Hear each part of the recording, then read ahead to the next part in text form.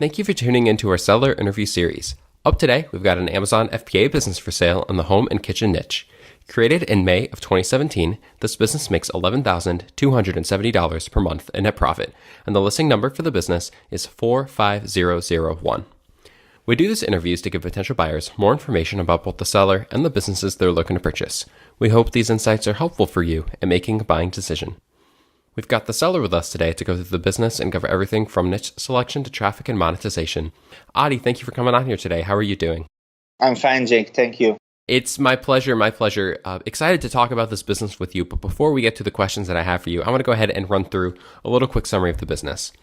Again, the business was built in May of 2017, has a monthly revenue of $44,538, expenses of $33,268 to make for a net profit of $11,270, which is generated on a 10-month average. Included in the sale of this business are 10 active listings, one recently launched. All listings have enhanced brand content, branded website and domain, social media accounts, trademarks, email list, and ManyChat list. Please note the inventory is not normally included in the list price. Further details can be provided to active depositors. Adi, can you tell us a little bit about your background in building and running online businesses? Well, so my original background before I became an entrepreneur, I was working in advertising, especially digital advertising. By the way, I'm sorry for my accent if for some reason. Oh, no worries. You're very understandable. Okay. So, I was working a lot, with Facebook ads and branding and, professional in this field. And I came across the opportunity of, selling online, actually from one of our customers. I saw from the back end how big this opportunity is. So in some point I decided, just to take the courage and start something for myself with my girlfriend. So then we basically, we took a course, we learned about the platform. Obviously, we checked other options like drop shipping or managing our own website. But since we were pretty confident and we had the capital to invest initially, we decided to go for an FBA business. Yeah, this is basically the background. So why have you decided to sell the business today? Okay, so basically we have several projects that we are working alongside with this FBA business. And there is one project that we are really on the first steps. It's a sort of application. So we need a lot of capital to really start it, to really get it going on.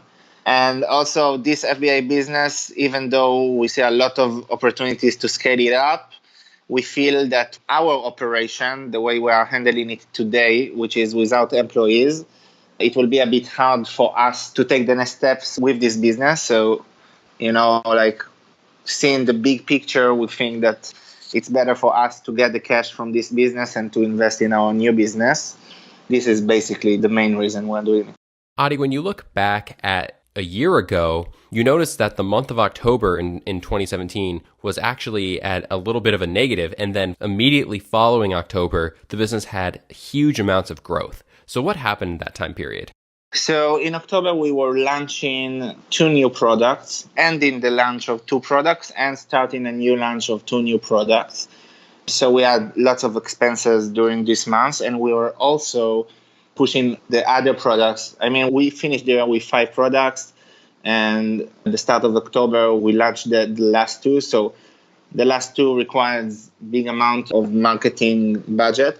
And the other 3, we also push them up to get better ranking, for November and December. So one of the last 2 products, I think it really gave us a big push because, and it's true until today, I think it's the best opportunity we found so far because some of our products are less unique than the others. So this one is pretty unique when it comes to, how specific the audience is and how many competitors are and the way that the listing looks. So I think that this one really pushed us up. And actually the first product that we sold on Amazon, I think until middle of August, was in a loss.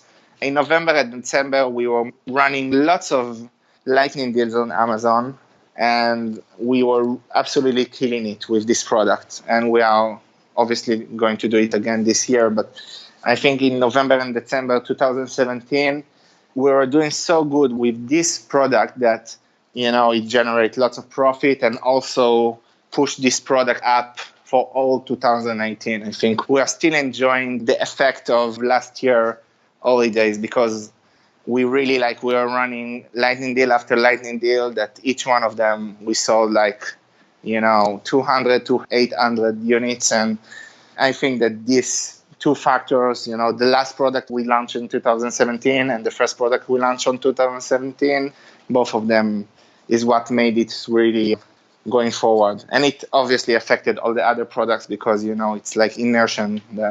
We have many repeated buyers. So all of this together made the business basically get into the rhythm that it is today. When looking at the business today, a year later since that massive growth and the business really started earning, how much time do you have to invest in the business as the owner? So the beginning of this year, I was still investing approximately 20 to 30 hours a week, depends, because we were still launching products earlier this year. I think that today it's somewhere between 10 to 15 hours a week because it's mainly, maintaining the active campaigns and doing the basic customer service, which we don't need to do so much because the products are not too complicated. The logistics of ordering and freight forwarding, we got it basically almost on autopilot because we already have really good relationships with our suppliers. So we don't need to do much on this aspect, even though in two specific products, we are basically trying new suppliers right now. We didn't give up on the initial suppliers of these products, but we want for these specific products to have, more options because sometimes the suppliers are just bringing us too long lead time. And, in these two specifics, we don't want to depend. But other than these two, all others, we have longer relationship with the suppliers that allow us less, handling before each and every order. Where does the majority of your traffic come from? I would say the most of the traffic is coming from Amazon. We do run ads on Facebook and sometimes Pinterest, sometimes Google Ads. Depends of the need and generate traffic from outside of Amazon. But still, the majority of the sales are coming from organic traffic, organic Amazon traffic. And a bit less than this, I don't know, around, I think 15%. 10 to 15% of the traffic is coming from Amazon PPC. Depends of the month because it's also something that is pretty seasonal. But I would say that 95% of the traffic is Amazon traffic. So with having the majority of traffic being Amazon traffic, what do you feel are some of the major opportunities for growth for this business? So I think that the active listings, most of them are not fulfilling their full potential. All of them, well, not all of them, but most of them had a really, really high conversion rate. For me, high conversion rate is anything above 30%. So, at least 3 of them I can point that with good managing of the SEO and the ranking and someone that will have, maybe employees or more time to operate it could bring them much higher because the products are good and the listings are converting. So I think in the active listings, you have lots of potential. It's something that the buyer will obviously get. We have many other opportunities that we already started looking into for new products, which we actually, the last product, we are launching it, the same way that we are doing anyway, regardless of the fact that we think about selling the business because we were going to launch it. We started working on this product even before we considered selling. So we have a few more opportunities, product opportunities. So I think it's another point for someone to grow the business. I would say that this is the main 2 points of how to scale it up. I would definitely think that starting to use another website, WooCommerce website or Shopify website to sell it alongside for the active customer, because we already have Facebook page with relevant followers, past customers. We have an email list. We have ManyChat list that we are not doing too much with because of our time limit. So I think that someone who knows how to use these assets properly can really generate revenue outside of Amazon with, the active data that we have. We also have, we are keeping track of all the past orders on Amazon, even though Amazon is giving 30 days back.